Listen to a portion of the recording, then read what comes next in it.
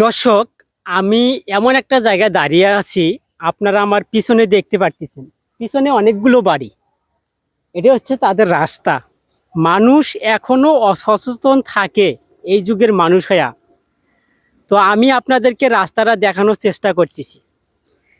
এই যে বাড়ির রাস্তাটা, এই রাস্তাটা দুই সাইডে একটু পিছন। এই রাস্তাটার দুই সাইড দিয়ে জঙ্গল।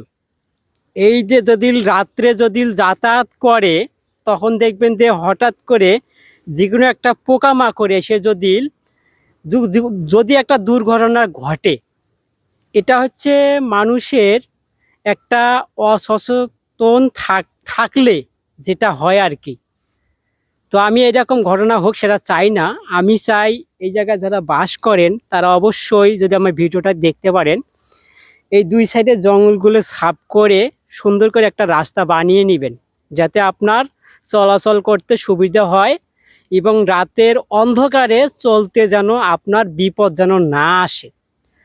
তো আসলে আপনাদের এলাকায় যদি এইরকম যদি রাস্তা থাকে, তো আমার জানা মতো মনে হয় নাই এইরকম রাস্তা অন্য কোথাও আপনি মনে হয় পাইবেন না। এটা আমি প্রথম দেখলাম, এই জন্য আমি আপনাদের মাঝে তুলে ধরলাম।